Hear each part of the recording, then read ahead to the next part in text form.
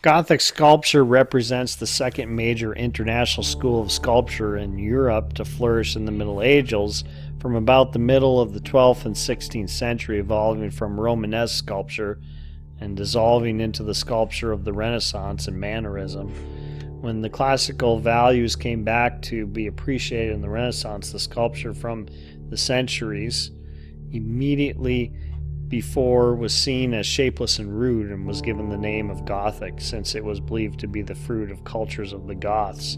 Here we see a detail of the main altar from Miraflores in Spain, the work of Gillo di Siloe. It's a polychrome wood. It's from 1496 to 1499. One thing that is important to note about Gothic sculpture is that it is the birthplace of many of the guilds, and the sculpture guild or stone carving guild that led into some of the early developments of the Renaissance, because there was such a skill needed to create these highly intricate stone carvings on the side of all these churches that were being built during the Gothic age. Skills were passed down from generation to generation in an apprenticeship format. And at the beginning, the skill is rudimentary, but by the end of the Gothic age, it's very advanced, and that's the same skill where Donatello came out of, and even the skills that Michelangelo used many years later in his stone carvings. Those that lived during the Gothic period never gave the name of Gothic to themselves, and neither did they consider themselves barbarians, as was denoted in the name, but on the contrary, in its emergence, Gothic art was seen as innovative and was called opus modernum, or modern work, being sculpture as one of the most important and sophisticated expressions.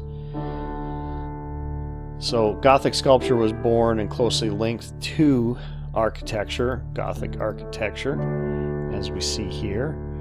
The Gothic sculpture was born out of a result to decorate the great cathedrals and other religious buildings, but eventually gained independence and started to be worked on as autonomous art. It appeared in France and the region of Paris and had its first important expression in the reform of the Basilica of St. Denis, which we've seen already from 1137 to 1144. Later we see a exploration of the anatomy of the body that happens from about 1200. The style began to evolve towards greater naturalism and realism, with the progressive absorption of classical influences, greater observation of nature. This is some of the columns at Chartres Cathedral. This is from 1145 to approximately 1155. Many of the sculptures, we don't know who the artists are. We just know that they're part of a stone carving guild. Guilds developed during this time, as I said, and this does lead to some of the early tendencies of the the early Renaissance.